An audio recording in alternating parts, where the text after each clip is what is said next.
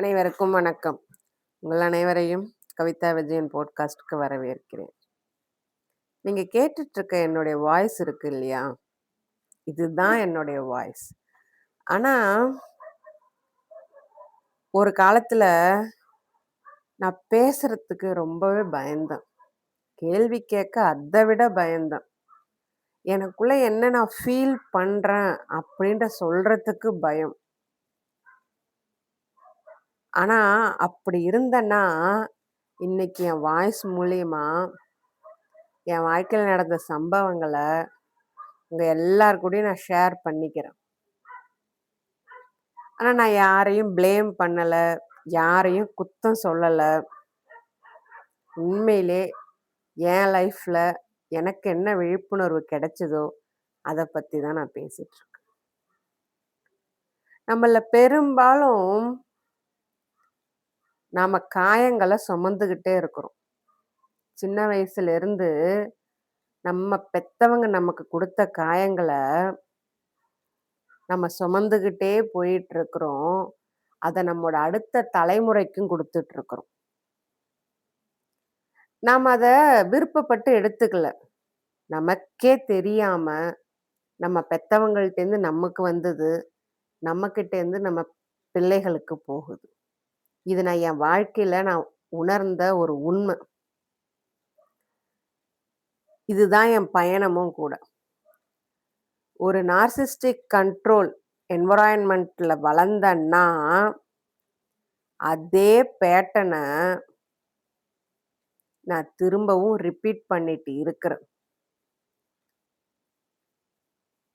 அத நான் உணர்ந்த அப்போ, அதனால பாதிக்கப்பட்டது யார் தெரியுமா? என்னுடைய குழந்தை, என் பையன். அப்பதான் முடிவு பண்ணேன். அந்த பேட்டர்ன நான் உடைக்கணும் அப்படின்னு. ஒருவேளை இப்ப நான் பேசுறது உங்களுக்கு சம்மந்தமானதா இருக்குது அப்படின்னு நீங்க நெனச்சீங்கன்னா, நீங்க தனி ஆள் இல்ல. நீங்க உடைஞ்சு போனவங்களும் கிடையாது. இதே போல நெறைய பேர் இருக்கத்தான் செய்றோம். ஆனா, அந்த விழிப்புணர்வு இல்லாம இருக்கிறோம். சரி வாங்க, என் வாழ்க்கையில என்ன நடந்தது அப்படின்னு பார்க்கலாம். என்னுடைய குழந்தை பருவம் அப்படின்றது ரொம்பவும் கட்டுப்பாடு நிறைஞ்சது. பயம் அப்படியே நிரம்பி போய் இருந்துச்சு.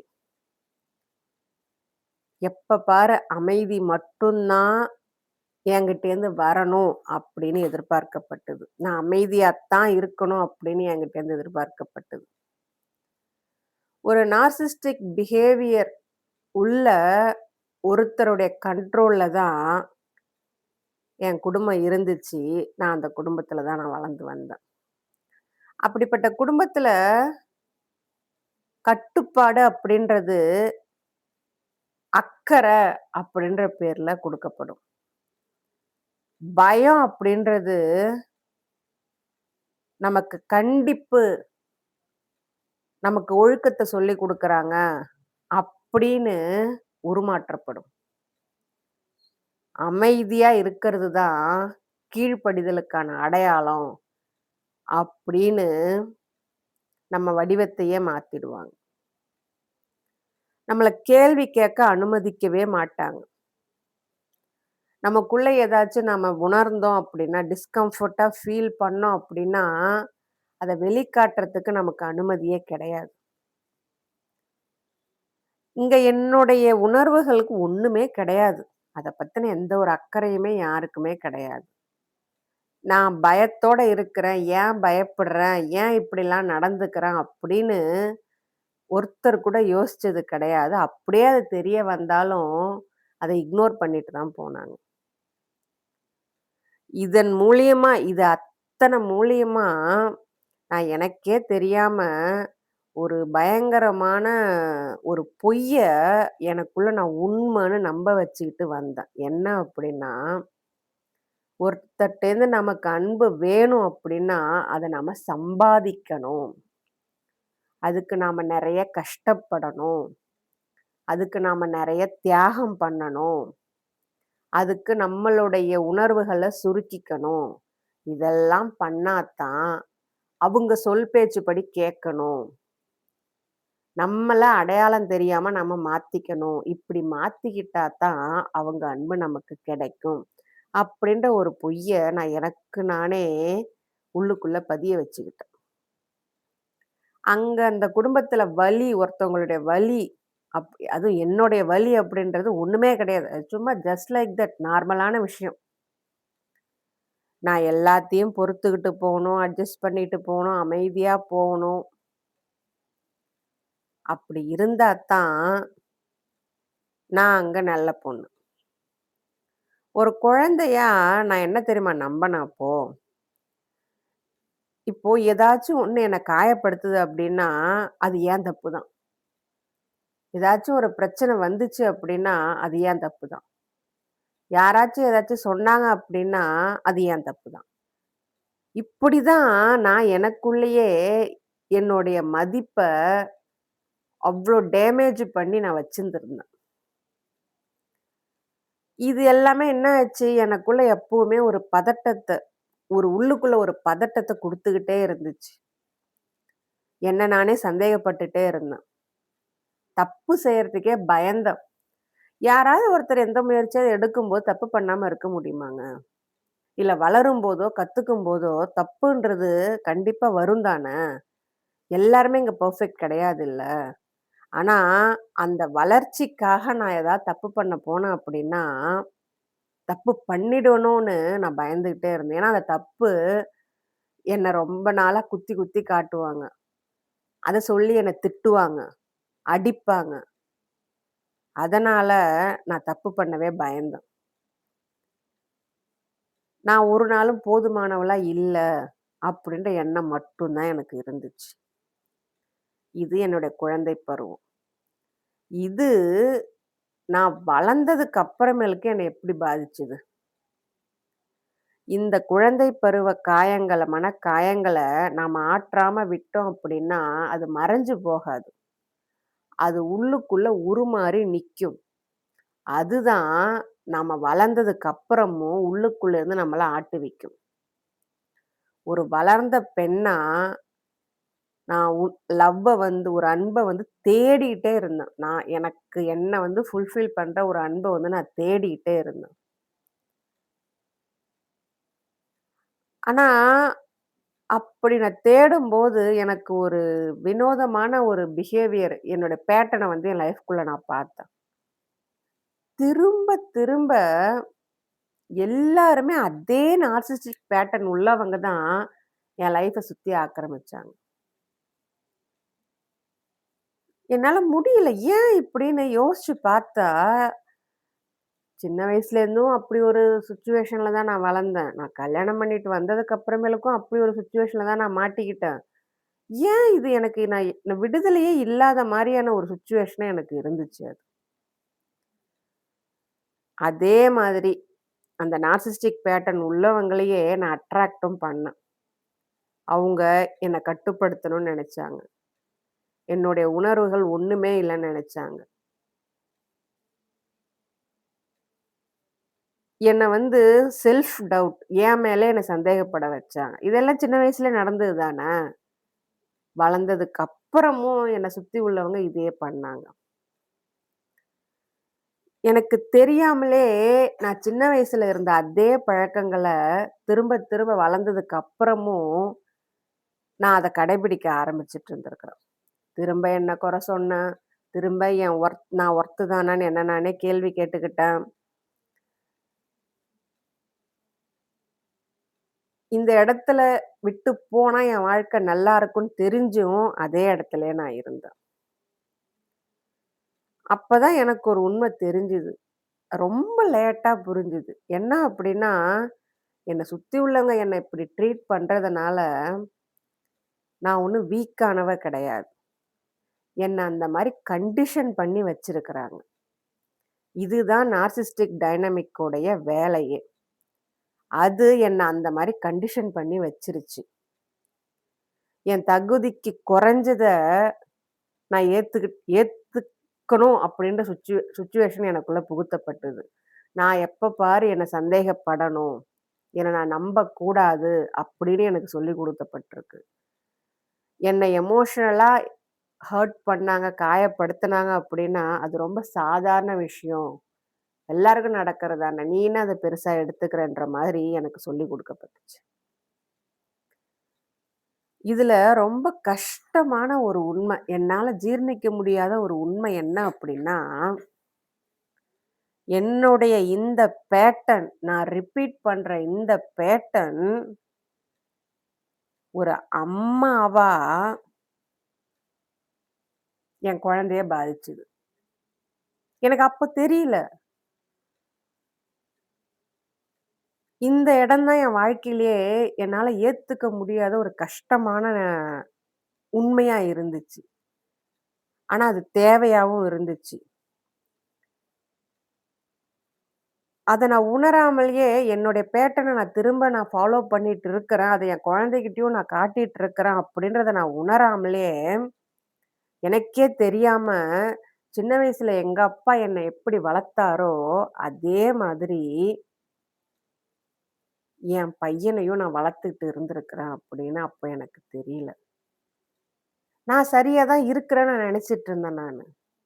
என் குழந்தைக்கு நல்லது தான் நான் பண்றேன்னு நெனச்சுட்டு இருந்தேன் நானு. ஆனா, நான் உண்மையிலே அவன காயப்படுத்திட்டு இருந்திருக்கேன்னு அப்ப எனக்கு தெரியல. எனக்கு அவன காயப்படுத்தணும் அப்படின்றது எண்ணம் கிடையாது. ஆனா, எனக்கு தெரிஞ்ச அந்த ப பெத்தவங்களுடைய வளர்ப்பு அப்படின்றது எங்க அப்பா, அம்மா எனக்கு என்ன காமிச்சாங்களோ, அதுதான் எனக்கு தெரியும். அதத்தான் நான் என் பிள்ளைகிட்ட காட்டுனேன்.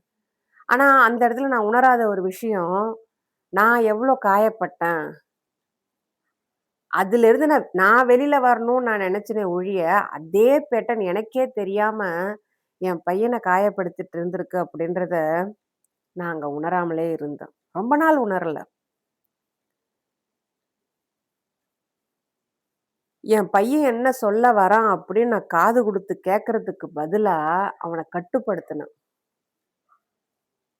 அவன் என்ன சொல்ல வரானோ, அத கேட்கறத விட, நான் என்ன கேட்கணுமோ, அத மட்டும் தான் அவன் பேசணும்னு நான் நெனச்சேன்.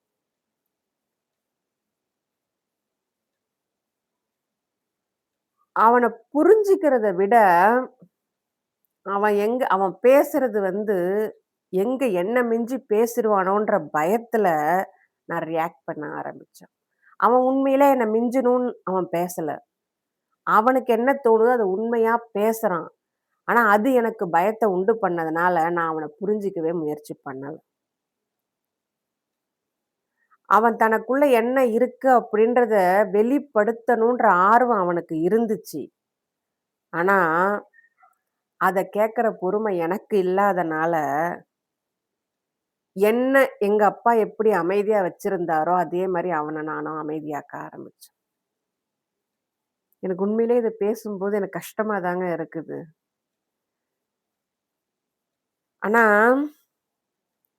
எனக்கு இருந்த காயங்களோட வலிய எனக்கே தெரியாம, அந்த வலிக்கு ஒரு வடிகாலா நான் என் பையன நானு பயன்படுத்திட்டு இருந்திருக்கேன் அப்படின்றது எனக்கு ஒரு கட்டத்தில புரிய வந்தது.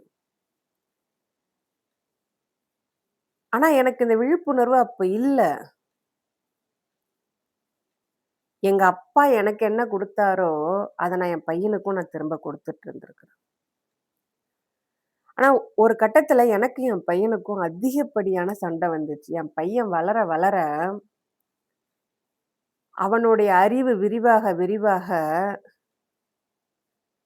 அவன் என்னோட ஒத்து போகல. அவனுடைய சிந்தனை வேற மாரி இருந்துச்சு. என்னுடைய சிந்தனையோட அது பொருந்தல. இதனால எனக்கும் அவனுக்கும் அதிகமா கருத்து வேறுபாடு வந்துச்சு. நெறைய சண்டைகளும் வந்துச்சு. ஒரு கட்டத்துல அவனும் வெடிச்சுட்டான். அவன் என்ன கேட்ட முதல் கேள்வி, என்ன சிந்திக்க வச்ச முதல் கேள்வி, "எப்பம்மா நான் பேசுறத நீ கேப்ப? எப்போ என்ன பேச உடுவ?" அவன் என்னை எதிர்த்து கேட்ட முதல் கேள்வி அதுதான். ஆனா அந்த ஒரு கேள்வி என்ன உடைஞ்சு உட்கார வச்சுது. ஏன்னா இதத்தானே நான் எதிர்பார்த்தேன் எங்க அப்பாட்ட. என்ன பேசவே விடமாட்டேன்றாரே அப்படின்னு. அப்ப இவ்ளோ நாளா என் புள்ளையையும் நான் பேச விடாம வச்சிருந்திருக்கனா? அவன் கேட்டான் அந்த கேள்விய. அழுகையோட, ஆத்திரத்தோட வெடிச்சு கேட்டான். "என்ன எப்பம்மா பேச விடுவ? நான் பேசுறது எப்பம்மா நீ கேட்ப?" அப்படின்னு. அந்த ஒரு கேள்வி எனக்குள்ள எனக்கே தெரியாம நான் போட்டிருந்த முகமூடிய அடிச்சு நொறுக்குச்சு.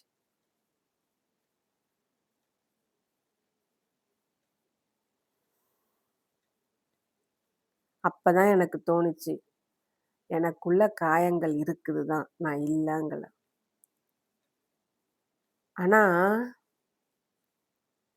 எனக்கு தேவைப்படுற அந்த காயத்துக்கு மருந்தா, அதே அந்த அந்த காயத்த எடுத்து என் பையனுக்கு நான் குடுக்கக் கூடாது. எனக்கு அந்த கருணை என் மேல எனக்கு அந்த கருணை வேணும். அப்படின்னு நான் முடிவு பண்ணேன். இந்த சைக்கிள ஸ்டாப் பண்ணணும்னு நெனச்சேன். ஏன் பெத்தவங்கன்னா பிள்ளைங்கள அடக்கி தான் வைக்கணுமா? புரிஞ்சுக்க கூடாதா? அப்படின்னு இந்த பேட்டர்ன நான் உடைக்க முயற்சி பண்ணேன். அந்த விழிப்புணர்வு அவன் கேட்ட கேள்வி எனக்கு குடுத்த அடி, எனக்குள்ள ஏதோ ஒண்ண முழிக்க வச்சுது. எனக்குள்ள இருந்த ஏதோ ஒரு பாரமும் அப்போ உண்மையிலே குறைய ஆரம்பிச்சது. ஒரு அம்மாவா அந்த பேட்டர்ன நான் எப்படி உடைச்சேன்? முதல்ல என்ன நான் திருத்திக்கிட்டேன். எனக்குள்ள என்னென்ன இருக்கு அப்படின்றத நான் தெரிஞ்சுக்க ஆரம்பிச்சேன். எனக்குள்ள இருந்த எது எதெல்லாம் என் பையன பாதிச்சிட்டுருக்கு, அவன் என்ட்ட இந்த அளவு கேட்கிற அளவுக்கு அவன்கிட்ட எது எதெல்லாம் போச்சு அப்படின்னு நான் கண்டுபிடிச்சேன். என்னுடைய பேரண்டிங் ஸ்டைலையே நான் மாத்துனேன். எப்படின்னா, என் பையன நான் நம்புனேன். அவன் வார்த்தைகள நான் நம்புனேன். அவன் பேசனான். அத நான் காது குடுத்து கவனிச்சு கேட்டேன். நான் இடையில உள்ள புகுந்து, "இப்படி பேசாத, அப்படி பேசாத, அது என்ன நடந்துச்சு, இது என்ன நடந்துச்சு" நான் சொல்லவே இல்ல. அவன் என்ன பேசினாலும் அவன நான் ஜட்ஜ் பண்ணவே இல்ல.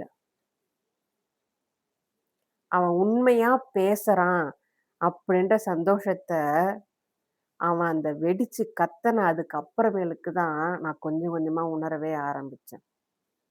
அவன் உண்மையா இருக்கிறான். அத ஒரு அம்மாவா நான் ஏத்துக்கணும்.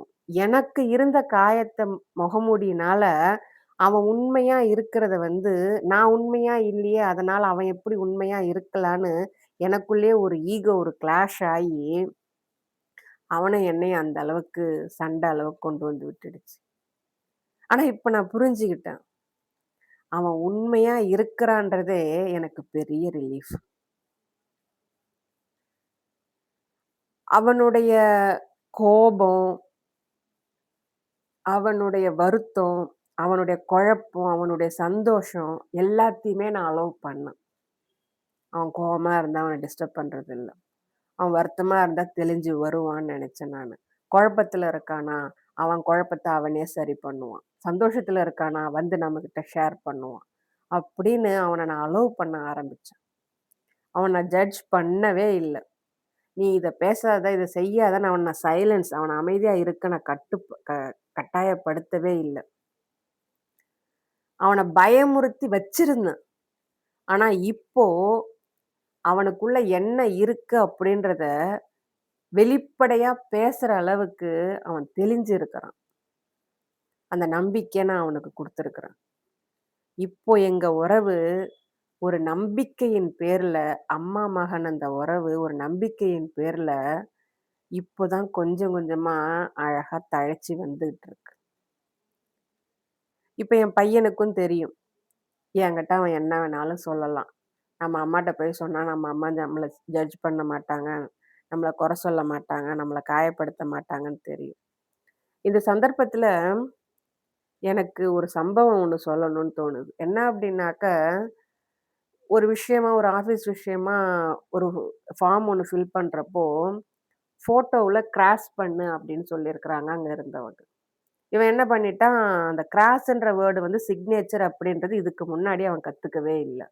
அவன் என்ன பண்ணிட்டான், ஃபோட்டோவ கிராஸ் பண்ணிட்டான். அவன் கூட போயிருந்த அவங்க அப்பா வந்து, "என்னடா இது கூட உனக்கு தெரியாதா?" அப்படின்னு கேட்டிருக்கிறாரு. அவன் அதுக்கு நெறைய எக்ஸ்ப்ளனேஷன் குடுத்துருக்கலாம். அவன் எப்படி எப்படியோ சமாளிச்சும் இருக்கிறான். அந்த இத வந்து என்கிட்ட வந்து சொன்னாங்க. அப்ப நான் சொன்னேன், "அவன் பண்ணது கரெக்ட்டு தாங்க." ஏன்னா, அவனுக்கு இதுக்கு முன்னாடி நம்ம அந்த கிராஸ்ன்றது கையெழுத்து போடுறது அப்படின்றத நம்ம அவனுக்கு சொல்லிக் குடுக்கல. அதனால அவன் கிராஸ்னா என்னன்றத நார்மலா கிராஸ் பண்ணிட்டான். அவன் பண்ணது கரெக்ட்டு அப்படின்னு நான் சொன்னேன். அந்த நேரத்துல என் பையன் என்ன புரிஞ்சுக்கிட்டான். நம்ம அம்மா நம்மள புரிஞ்சுக்கிறாங்கன்ற ஒரு நம்பிக்கைய அவனுக்கு நான் குடுத்தேன். இந்த மாரி சின்ன சின்ன விஷயங்கள் தாங்க. அம்மா பிள்ளைக்கு இருந்த இந்த ரிலேஷன்ஷிப்பயே அழகான ஒரு உறவா மாத்துச்சு. அவன் வந்து என்கிட்ட எதையும் மறைக்கணும்னு அவசியம் கிடையாது. என்கிட்டேருந்து அன்ப வாங்குறதுக்கு அவன் பெர்ஃபார்ம் பண்ணணுன்ற அவசியமும் கிடையாது. ஏன்னா இயல்பா உருவாகுது. இந்த அன்பு இயல்பா உருவாகுது. இதுக்கு முன்னாடி எப்படி இருந்ததோ தெரியாது. இப்போ அதுல ஒரு நம்பிக்கை இருக்கு, ஒரு உறுதி இருக்குது. இப்போ எனக்கு என்ன ஒரு ரிலீஃப் அப்டின்னா, என் சின்ன வயசுல இருந்து நான் கத்துக்கிட்ட அந்த பேட்டர்ன நான் உடைச்சுட்டேன். ஒரு பெர்ஃபெக்ட்டான அம்மாவா மாறி இல்ல.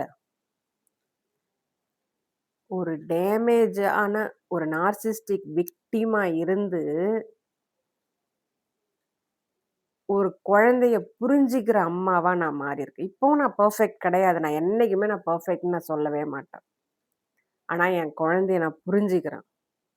ஒரு அம்மாவா புரிஞ்சுக்கிற ஒரு அம்மாவா நான் மாறியிருக்கிறேன். அந்த அளவுக்கு என்னுடைய ஹீலிங் எனக்கு என்ன கத்துக் குடுத்தது அப்டின்னா, ஒருத்தர கண்ட்ரோல் பண்றதுன்றது உண்மையான அன்பு கிடையாது. ஒருத்தர அமைதியா அடக்கி வைக்கிறது உண்மையான மரியாதை கிடையாது. பயத்த குடுத்து யாரையும் கட்டுப்பாடோட வளர்க்கவே முடியாது. அன்புன்றது காயப்படுத்தவே கூடாது. நம்மளுடைய விழிப்புணர்வு தான் இந்த பழைய பேட்டர்ன உடைக்கும். நம்ம எப்படி குணமாகுறோமோ, அதுதான் நம்ம அடுத்த தலைமுறையும் போய் சேரும். நாம குணமாகாம இருந்தா, அதே காயங்கள நம்ம பிள்ளைகளும் அனுபவிப்பாங்க. நாம குணமாகும்போது, நம்ம குழந்தைகளுக்கு அந்த காயத்தோட வடு இல்லாம போய் சேரும். இ உங்களுக்கு என்ன நடந்ததோ, அதுக்கு நீங்க காரணம் கிடையாதுங்க. ஆனா, உங்களுக்கு என்ன நடந்ததோ, அத மாத்துற சக்தி கண்டிப்பா உங்கள்ட்ட இருக்கு. அதுக்கு என் வாழ்க்கை ஒரு உதாரணம். இந்த மாரி நார்சிஸ்டிக் டைனாமிக்ஸ்ல ஒரு வேள நீங்க வளர்ந்தவங்களா இருந்தீங்க அப்படின்னா, உங்கள யாரும் பார்க்கல, நீங்க சொல்றத யாரும் கேட்கல, உங்க ஒர்த் யாருக்கும் தெரியல, அப்படின்னு நீங்க நெனச்சு மனம் வெம்பிட்டு இருந்தீங்க அப்படின்னா, நான் சொல்றத கவனமா கேளுங்க. நீங்க ரொம்ப ஒர்த்தானவங்க. இப்போ இல்ல, நேத்திக்கு இல்ல, நாளைக்கு இல்ல. எப்பவுமே. நம்மளுடைய குணமடைதல், இந்த ஹீலிங் அப்படின்றது நம்ம பாஸ்ட்ட இல்லாம பண்ணவே பண்ணாது. ஆனா, அந்த பாஸ்ட்ட நம்ம பார்க்குற பார்வைய மாத்தும். இன்னைக்கு நான் ஷேர் பண்ற இந்த வாய்ஸ், உங்க மனசுக்குள்ள இருக்கிற ஏதோ ஒரு வலிக்கு வடிவம் குடுத்திருக்கும் அப்படின்னு நான் நம்புறேன். அத நீங்க உணரும்போது, உங்களுடைய நார்சிஸ்டிக் காயங்கள் கொஞ்சம் கொஞ்சமா குணமாக ஆரம்பிக்கும். ஒரு அம்மாவா, ஒரு பெண்ணா, ஒரு மனுஷியா, இது அத்தனையும் நான் தாண்டி வந்திருக்கிறேன். உங்க பொறுமைக்கும், அமைதிக்கும் நன்றி.